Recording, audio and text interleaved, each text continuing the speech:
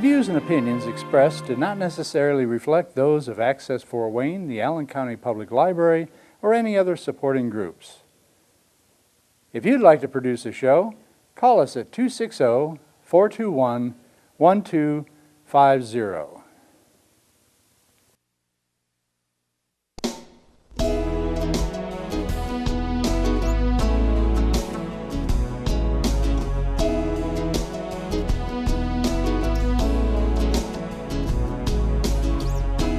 Let me be your lighthouse so I can show you the way. Let me be your shining light, I'll keep you from drifting away. I'm the one that makes you try when... Hello, Dr. Pippin. This is Patty Hunter of Patty's Page. Welcome to my show. Oh, it's good to be back. Hi. It's been, what, a couple of years now? A couple of years, yes. So, what is your title now? Director of Academic Affairs at the Physicians Committee. Mm-hmm. And can you tell us briefly about Physicians Committee for Responsible Medicine and why it's in existence? The Physicians Committee was founded in 1985 by its then and current president, Neil Barnard, a physician, and the mission of the Physicians Committee is to promote best practices, and by that we mean humane and also supported by objective evidence of superiority in areas like nutrition, medical education, training of physicians, and so on. So its mission really is very broad in that sense. I'd like to introduce you to my co-host, Mr. Terrence Doran. Yeah, hi. Nice to meet you, and applaud your work. Thank you. So, the company overview is to promote what? Say that again, I'm sorry. The company overview. The committee works to promote better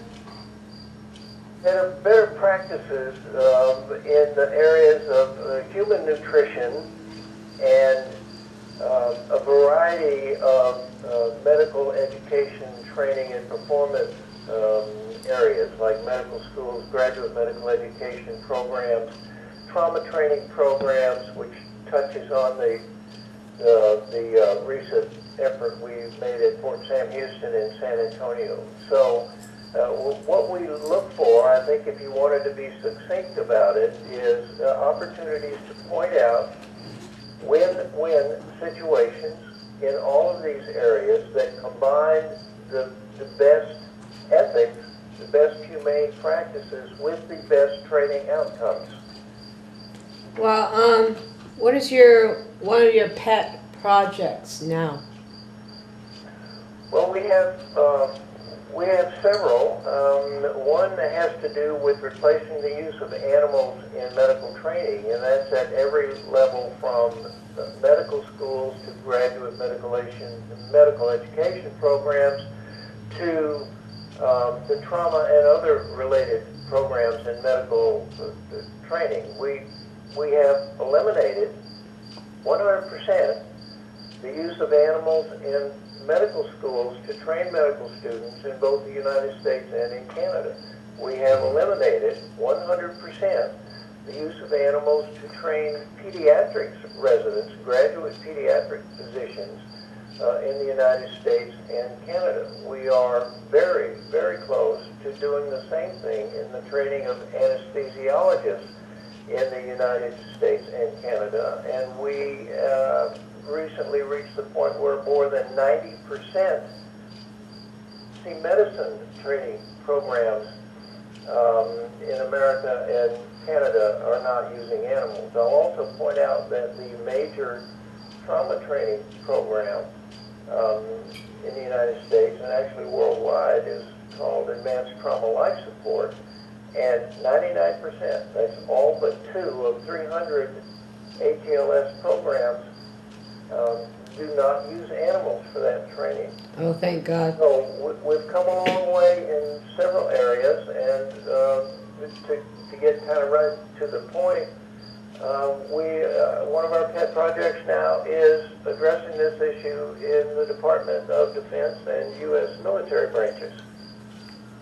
Yeah, that's horrifying that our military uses animals for training, so-called training purposes, and what you're doing is fantastic. I mean, what you just said, getting rid of animals for experimental use in graduate schools, medical training, that's fantastic. So, well, what's your progress with the military? Well, several years ago, we decided to look at military trauma training, which is basically for medics and corpsmen. And we found that the use of live animals, primarily goats and pigs, was very extensive.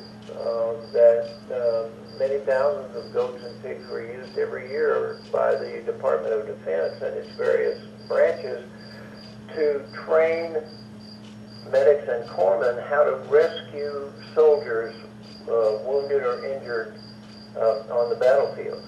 And we didn't just jump right into it. We did some research, we did background, we documented evidence that this training in the military was just as good, if not better, when simulation was used rather than live animals. And then we launched our program several years ago, and we've had some notable successes, but as you might imagine, the U.S. military sometimes has trouble overcoming inertia, has trouble overcoming the way they've always done things, and that can make it difficult to change practices in the military.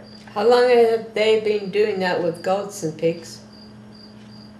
With goats and pigs, yes, more than 8,000 we've documented most recently. And I will say that the military has seen an increase in the use of simulations specifically designed for trauma training and for military trauma training to replace this use of animals.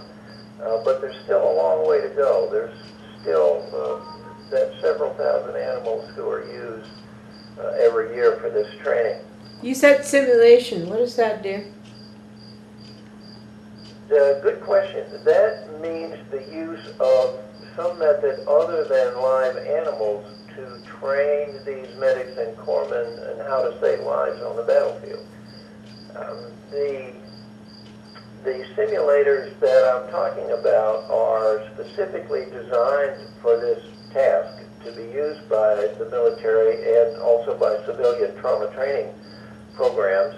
And they're very sophisticated. A lot of people have the notion that, well, these are plastic dummies. How can they help you? Well, it's not true at all.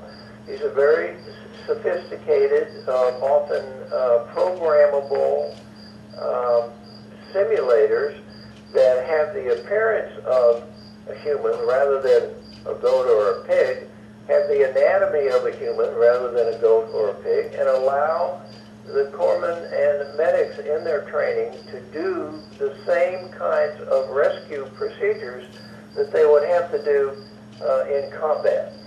And among the ones that are already in use to some extent, and we hope to expand that use, are the cut suit, which is a wearable simulator that a soldier, for instance, could wear and that can be operated on, can be cut into, can be used in ways that you would have to approach injuries on the battlefield, but with the human inside, so that they can scream and wiggle and try to get away and really replicate what you're going to see on the battlefield. So there's another one called the Operative Experience Mannequin, which is the only one we're aware of in military use that allows full hands-on resuscitation and emergency surgery performances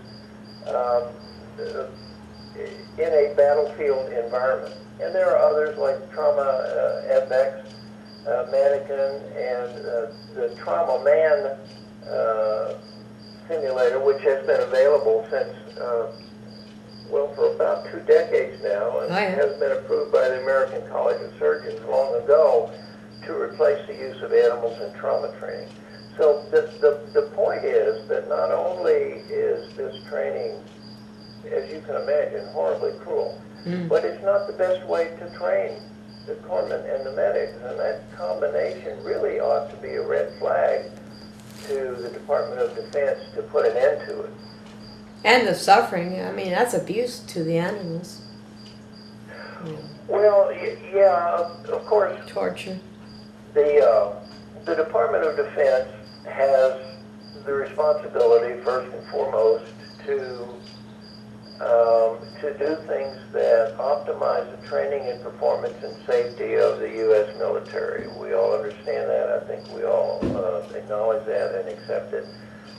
The thing that needs to be overcome is the historical practice of using live animals and transitioning to the better practice of using simulators that are specifically designed for this person. And Patty, to touch on that humane aspect, one of the points I like to make is no matter where you are on that spectrum of the issue of humane animal use, whether it's for research or trauma training or military training or anything else, if that bothers you, if that humane aspect bothers you, then it's a comfort to know that also the science and performance data favor the use of non-animal methods. If you don't care about the animals and you just want to use the best method, well, shame on you, first of all, if you don't care about the animals. But even those people, even if you're all the way over on the other end of the spectrum, should be in favor of this because it is the better training. Yes. For corpsmen and medics before they have to perform in battle. Wow. So there's really no good rational reason to continue using animals for this purpose. It's cheaper, I think you said We don't think so, and in the military we're seeing evidence that when they take the time to do an honest, objective review, they often agree with us. The Marine Corps, the Navy, and the Air Force have all ended animal use in some areas of their training. The Marine Expeditionary Forces are ending live animal use. The Navy Trauma Training Center in Los Angeles does not use animals. And the Air Force Sea Stars program, which is a Center for Sustainment of Trauma and Readiness Skills, also does not use animals. The branch of the military that has been most resistant to making this change is the Army. Wow. Well, it sounds like you're making a lot of progress, though. You're using statistics to point out that it's not the best way, and that is very important. Sorry for my voice. We have also introduced, well, we didn't introduce, we have worked with members of Congress to introduce a bill, the Best Practices Act, that explains all of this and requires all Department of Defense facilities to eliminate animal use for training by 2020. Has it been passed? That's been introduced to Congress. It has, at last count, more than 80 co-sponsors in the U.S. Congress, and while it has not come to the floor for a vote, we're hopeful that that this is going to happen. Hemostatic agent simulated tissue trainer. That's a long word, sentence. Say that again, Patty. Hemostatic agent stimulated tissue trainer. What's that? Oh, okay. Yeah, that's a great question. The two major ways that soldiers are injured and die is, first of all, from head trauma sustained in battle, and secondly, and probably the most common reason soldiers die on the battlefield, is bleeding. And the hemostatic trainer is a simulator that has human anatomical characteristics and also is able to bleed. I put bleed in quotes because it's not blood, it's a fluid that acts like blood. But what it does is allow the trainees, the medics and the corpsmen, to learn how to stop bleeding on the battlefield. The solution that mimics blood with this trainer will actually clot if you perform the steps you need to stop the bleeding on the battlefield. So this actually puts in the hands of these military first responders a greater ability to stop the number one cause of death on the battlefield. Yeah, it's trauma, really. I understand. Well, it's trauma, but it's specifically injuries or wounds that cause the soldiers to bleed to death. Is there a connection between the way we mistreat animals in so many cases, and you're fortunately trying to change that, and the way humans, the violence we inflict on each other? Is there a connection, do you think? Yeah, I think it's pretty clear in a number of areas, ranging from the knowledge we have now that people who are violent to animals also have a greater likelihood of being violent to humans, their domestic partners, and others. But also, it's the mindset, I think, that is the major link, and that is a total disregard for the value of animals. The tendency among many people, and we see it in the news almost every day, the tendency of many people to have no regard for the safety, well-being, and suffering of animals, and see no reason not to use them for whatever we want. That ranges from killing them in slaughterhouses and eating them to using them in medical experiments, many, if not most of which, I used to be an experimenter, or maybe most of these are non-productive. That is, they don't change medical practice, they don't advance our ability to cure diseases, but they do obtain funding from the National Institutes of Health and other sources. So many researchers use animals like you would use a piece of laboratory equipment to get funding to do their research. So that's the common factor, I think. The disregard that we have as a species for Life. non-human animals and our willingness to use them in any way we want to, without consideration of their well-being. Yeah, we are, like I said 2 years ago, we were put on Earth to be caretakers for our planet, including the animals and humans. We're not destroyers, we're doing everything wrong, mucking it up. Well, I think, to wax philosophical for a moment, I think the human species is not as evolved as we think we are. No. We repeat do history. not, as a rule, demonstrate the best practices that would facilitate the well-being of all creatures on Earth. And you know how evolution works. So if we have not yet gotten there, you have to wonder how long will it take. Will our own species still be around long enough for us to evolve out of this? Who knows? But you're right, Patty. We overestimate our degree of sophistication and our degree of evolution, and that manifests itself in many ways, one of which is what you said, our disregard for non-human animals. Yeah, I'm so glad that we have you on the phone, my dear. Well, I am happy that it's good to have a forum to let people know the kinds of things that are going on and the efforts that the Physicians Committee to turn these things around. What is your goal for the future? I'm sorry, say again. What is your goal for the future? Well,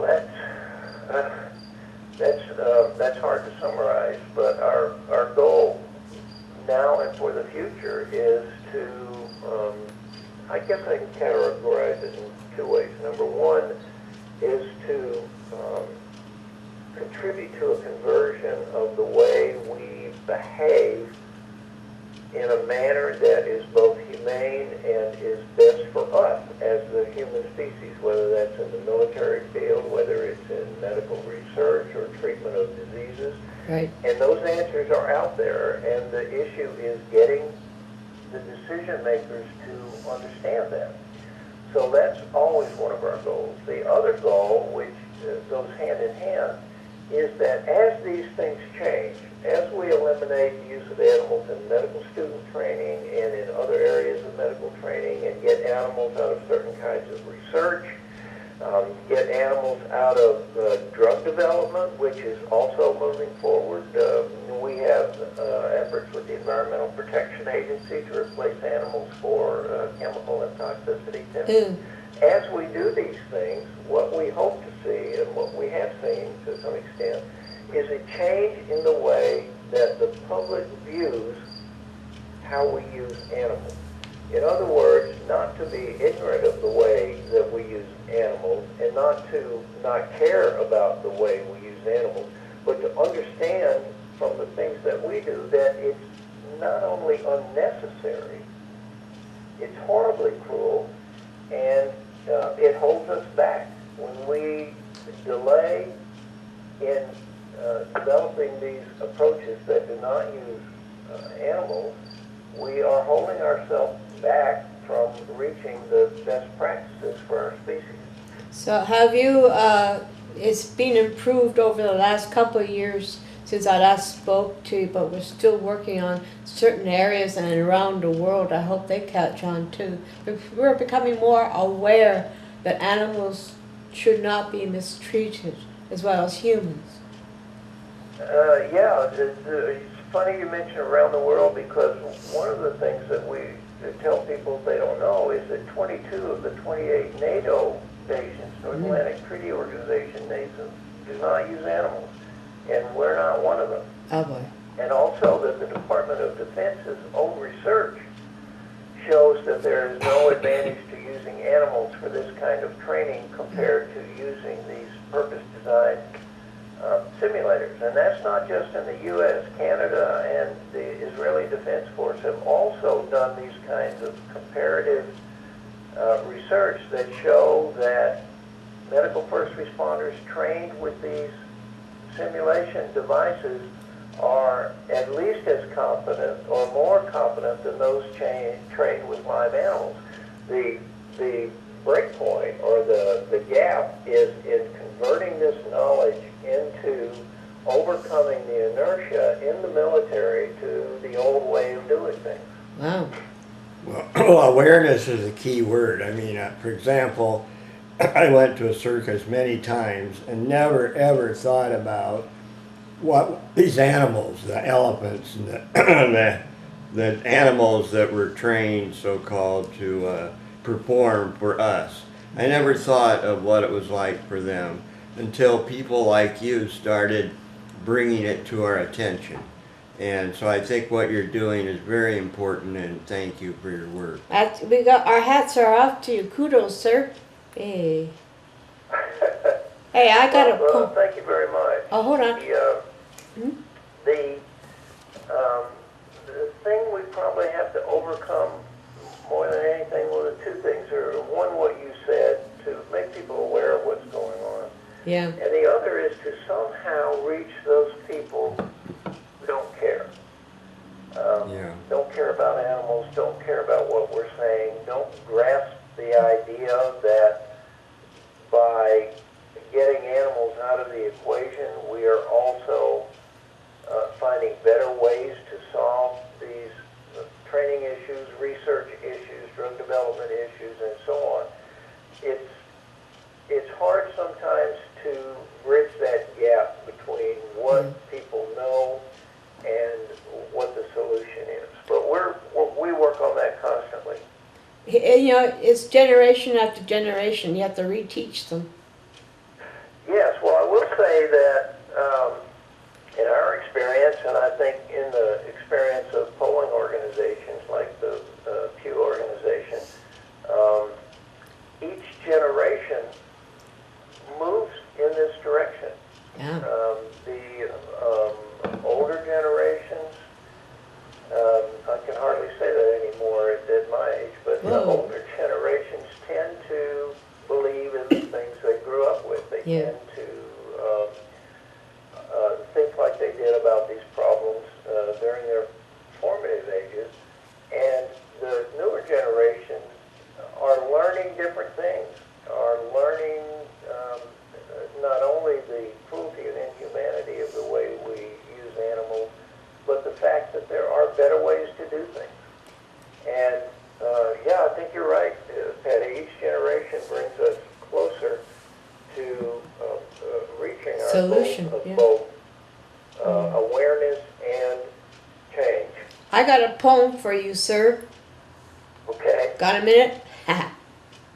It's called No Animals Should Suffer from Abuse. They need food, shelter, and love. Why are humans neglecting them by hurting or killing them? Why are humans abusing the wildlife and then including their own race? There is no compassion on the earth of ours. Where is the love that was once in our hearts? This is indeed a fallen world since the fall of man, and all life is suffering and dying because of this. Not only do the animals suffer, humans also do evil to each other. Let there be love again on this planet and start caring for all life. This includes us fellow men. We were meant to be caretakers of all here on earth, not to destroy and endanger every species from birth. May God help us all in this physical plane and bring back joy to us again. Peace be with all the earthlings who listen to the crying of all life from within. Earth was meant to be alive, not to make all life take a nosedive. That's it. Well, you know, Patty, it would be nice if more people thought that way. And it's why organizations like the Physicians Committee are necessary to try to move us, urge us along that road to both understanding and appropriate action. What would you like to say to my audience? We got less than a minute. Less than a minute. Mhm. Okay, let's see how I operate under pressure. Okay. I would like to say if you agree with what we've been saying, if you want more information, if you want to know how you can help, go to our website. We have a tremendous amount of information, not only about what we're doing, but what our plans are. And our website is www.pcrm.org. www.pcrm for Physicians Committee for Responsible Medicine, pcrm.org, and you'll see a tremendous amount of information that will help you improve your own understanding of the things we're trying to do. Thank you, sir. And thank you, Terry Doran, for being my Well, co-host. thank you for having me, Patty, and thank you, John, for your work and for taking the time to talk Well, we with us. appreciate the forum. This helps us in the area of making the public aware of what the needs are. We got to call you again, not every 2 years. Anytime. We love being on the show. We love having your Okay, kiddo. Have a grand day, and we'll see you next week. Thank you. Thank you. Bye-bye. Bye-bye.